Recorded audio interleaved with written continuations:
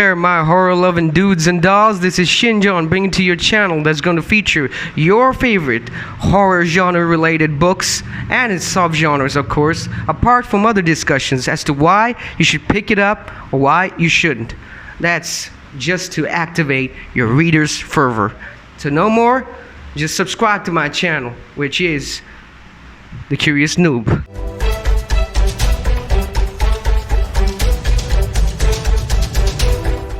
Now, authors over the years have been exploring this genre in many ways, given the fact that it's evolved since time immemorial.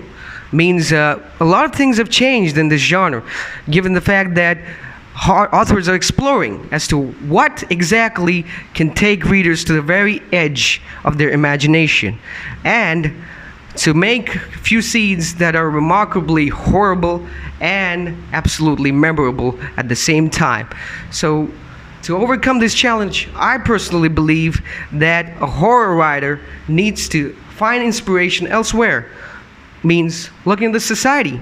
Just look around your society. There are many things worth inspiring. If you observe the world environment of today, there's gonna be a lot of things to inspire you as to how you can make a horrific scene, not just to scare your mother, of course, at night.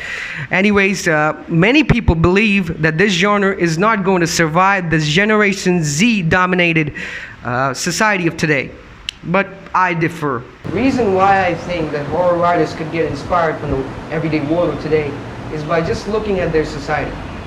Believe me, the society has many horrors to offer to them by means of newspaper clippings, going back to past histories, probably looking at a 90s advertisement commercial. Maybe you find some elements, graphics that can inspire you to take the readers to the very edge of their imagination, like I said a little while back. So anyways, that's my personal opinion. You could obviously tune into your own understanding, see what makes readers think more about the book rather than just make it a one-time read. That's what I'm all about when I'm reading the horror book, that is. So anyways, let's move on to our next segment, which is introducing you to the author whose book I'm going to review in this video. And he is a very, very familiar figure in the horror book world. As you all are pretty aware of his surname, which is King, and he's known as the King of Horror. He's none other than Stephen King, hailing from Bangor, Maine.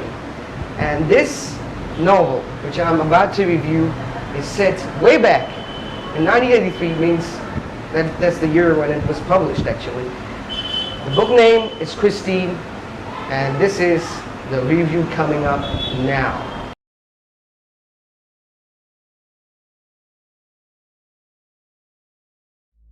With a nerdish exterior in front of the world and a lot less popular image, but quite diminutive on the same towards his best friend, sports-loving Dennis Gilder, Arnie Cunningham develops an erotically metallic and eloping obsession towards an used 1958 Plymouth Fury named Christine. Little does Arnie know that its previous owner has a dark history, channeling the feelings and sentiments of a teenager owning his first real car. Slowly, things turn out positive for Arnie Cunningham. His personality changes, his behavior alters. It all works quite positively until things go downhill, and it turns out bone-chilling.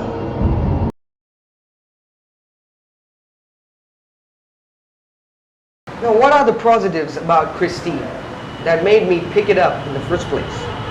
I'm sure whoever people have read this book, some of you out there might have read this book, but to all those I'm addressing who haven't yet picked this book, if you are hooked to the central plot that functions throughout this book, you are evidently going to be impressed by the side plots that play throughout as well. Look at the nooks and crannies of this book, because there are many side plots to inspire you to how Stephen King might have just, come up with this basic idea of making so many interplays all together. It's like an orchestra. It's like a huge symphony that is being created by Stephen King himself. I mean, the connection of Will Darnell, that is a supposed character from the book, you'll find out more when you read the book. His racket, his smuggling racket, there's a little love story that emanates from certain corners of the book as well. Best part, which I relished actually, was Dennis Gilder's father's connection with Will Darnell. Will Darnell, who owns the garage of the town where Christine is actually set. Now, all of you might know the namesake of the book, how it came about to Stephen King, which I will also tell you in later sections of this video. But just consider it like this. Christine is the 1958 Plymouth Fury, which Arnie Cunningham names, and because her gender, it's a her, it's female. The car is a female, and so obviously you might be able to understand why that is. Anyways, so that's pretty much the positive that sets the book apart from so many other titles that King has made his name with. The Shining, Pet Sematary, Cujo, Carrie, or maybe Tommyknockers. Christine is a lot different. It's supernatural, and when you actually tune into the book, it's going to take you on a supernatural ride. So that's as positive as it comes. It's demonic because the car is demonic. It's a very popular pop icon from the 90s. So that's it. That's why you should pick Christine up. Go hit the bookstore. Buy an EPUB online from Kindle or Amazon. Or, you could find yourself a PDF as well. Just don't miss this book. This is a very good horror book.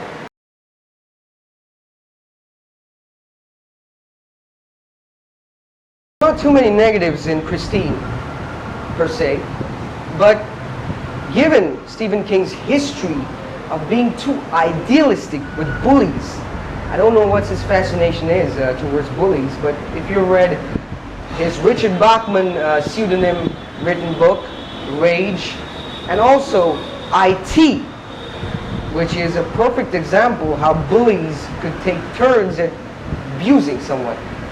A similar kind of situation takes place in Christine as well, which is absolutely filled with all the horrors that nature can provide. And when I say that, you can research it a little bit if you want to get yourself spoiled.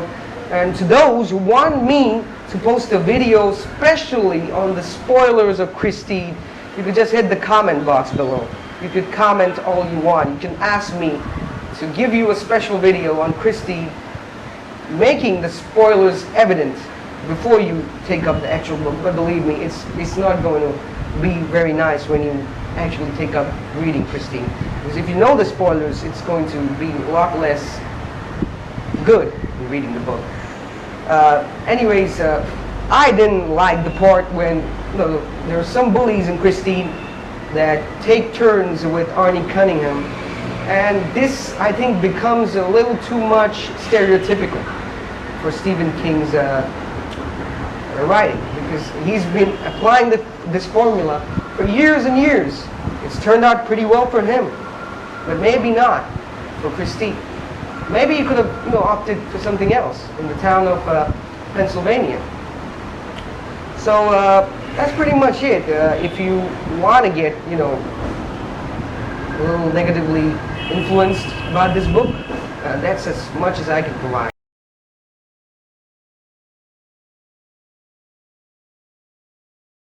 Time on the Curious New Book review on Christine.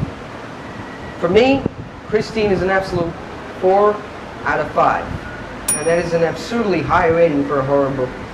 But it's one of the greats that Stephen King managed to produce back in the years. I've read Pet Sematary, of course, which is another popular of his horror book. I've read Cujo as well. Oh wow, Cujo's ending hit me so hard, and I'm sure it's going to hit you hard as well if you pick up Cujo. Cujo's review is going to come pretty soon on this channel as well. Tommyknockers, not so much. That review is going to come as well on this channel. But you know what? Why don't you pick up Christine and tell me your views? Share it in the comments below. What do you think about Christine actually? Because I'm one of your common readers, I've just picked a Stephen King book and I've just read it. And now I'm just telling you why you should do the same. Or why you shouldn't. I don't think there's much to it that you shouldn't. You should absolutely pick up Christine. But of course, your view counts as well. I want to know what you personally think about Christine and Stephen King when he got inspired with Christine in the first place. In a lot of interviews, he's managed to say that there was a Pennsylvania outfit. I think it was from one of those interviews of his where he mentions that he was going for an advertisement, something like that, where a Pennsylvania outfit provided him with the car, the 1958 Plymouth Fury, which becomes such a big pop icon. You could see it in T-shirts, you could see it in lunch boxes, you could see it in water bottle designs. It was Arnie Cunningham standing right by Christine. That's the image. That's the iconic image that doesn't really seem that it's very eerily familiar. But when you read Christine, you will know actually why and what this car means for this person, Arnie Cunningham, ladies and gentlemen. So that's about it from the Curious Noob and the first video hitting my channel. This is the book review on Christine.